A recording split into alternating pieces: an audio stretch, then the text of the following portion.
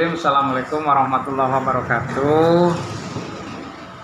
Alhamdulillah, ini saya mendapatkan beberapa pertanyaan dari calon guru penggerak, ya, Ibu Ani. Mudah-mudahan saya bisa menjawab pertanyaannya berkaitan dengan D5 etika atau bujukan moral.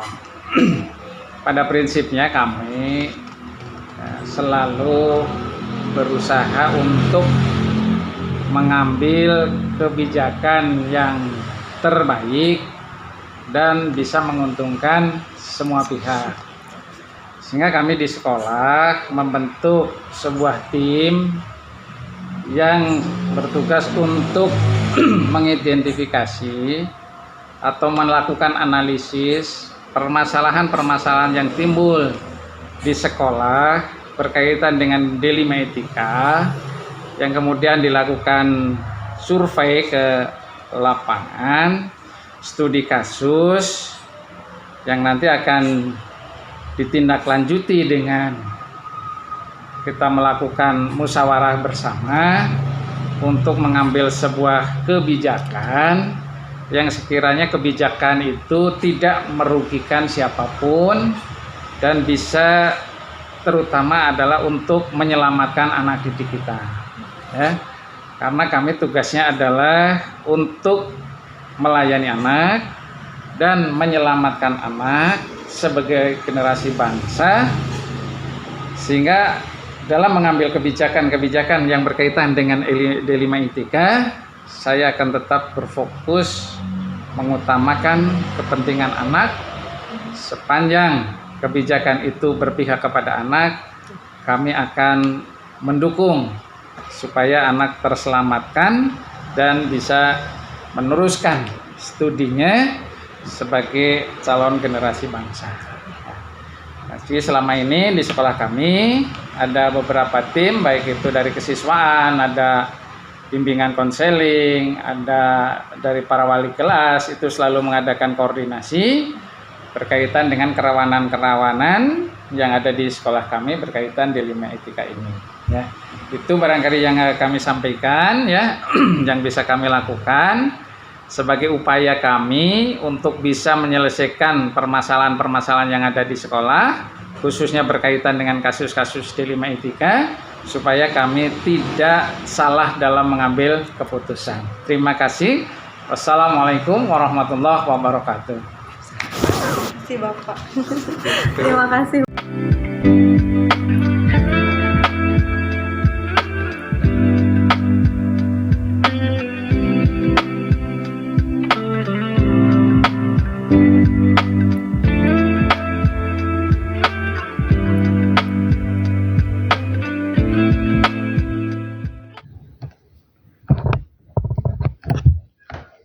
Baik, bismillahirrahmanirrahim. Assalamualaikum warahmatullahi wabarakatuh.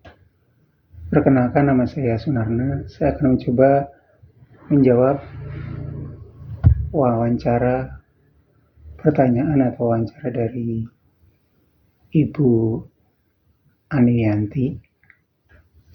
Yang pertama, bagaimana dapat mengidentifikasi kasus-kasus yang merupakan dilema etika atau bujukan moral? Maka untuk dapat mengidentifikasi kasus-kasus yang merupakan dilema etika atau bujukan moral, kita harus memahami dulu definisi dari dilema etika maupun bujukan moral. Dilema etika adalah situasi yang terjadi ketika seorang harus memilih antara dua pilihan, di mana kedua pilihan tersebut secara moral benar tetapi bertentangan. Sedangkan bujukan moral ini situasi yang terjadi ketika seorang harus membuat keputusan antara benar dan salah. Contoh konkret seperti ini. Misalnya di sekolah ada seorang siswa yang melakukan tindakan kriminal. Dalam situasi seperti itu, maka kalau kita mengedepankan SOP, tata tertib, ya, anak kemudian dikeluarkan, Ya, maka itulah yang namanya bujukan moral, membuat keputusan yang itu antara benar dan salah. Tapi kalau kita mengedepankan SOP, jatuhnya kepada dilema etika, masuk kategori dilema etika, yaitu dengan cara anak diberikan peringatan, diberikan penguatan, dibimbing, diinformasikan kepada orang tua, ada pendekatan. Nah, ini adalah masuk kategori dilema etika. Jadi kata kuncinya kalau saya menekankan di SOP, tata tertib aturan yang ada, gimana disandingkan dengan itu. Ya. Kalau di aturan tata tertib ada, itu maksudnya ke kasus dilema etika. Ya. Contoh konkret seperti tadi. Berikutnya yang kedua, bagaimana menjalankan pengambilan keputusan di sekolah, terutama untuk kasus-kasus di mana ada dua kepentingan yang sama-sama benar atau sama-sama mengandung nilai kebajikan. Terhadap hal tersebut, dalam menjalankan pengambilan keputusan di sekolah saya, terutama untuk kasus-kasus di mana ada dua kepentingan yang sama-sama benar atau sama-sama mengandung nilai kebajikan, maka yang saya lakukan adalah dengan mengedepankan skala prioritas, ya, dengan mempertimbangkan manfaat yang lebih besar dan juga menghindari mudorot atau efek negatif dari pilihan keputusan tersebut. Kemudian terhadap pertanyaan ketiga, bagaimana langkah-langkah atau prosedur seperti apa yang biasa dilakukan selama ini. Langkah-langkah atau prosedur yang saya lakukan selama ini adalah dalam mengambil keputusan pada situasi dilema etika atau bujukan moral, maka hal yang ditempuh dengan melakukan 9 langkah, yaitu mengenali nilai-nilai yang bertentangan tersebut. Yang kedua, menentukan siapa yang terlibat dalam situasi tersebut, mengumpulkan fakta. Yang ketiga, yang keempat, pengujian benar atau salah. Yang kelima, pengujian paradigma benar lawan benar. Yang keenam, melakukan prinsip resolusi. Ketujuh, investigasi opsi.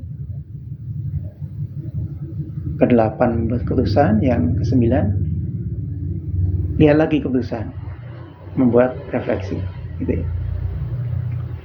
Berikutnya, pertanyaan yang keempat, hal apa saja yang selama ini dianggap efektif dalam mengambil keputusan pada kasus-kasus dilema etika?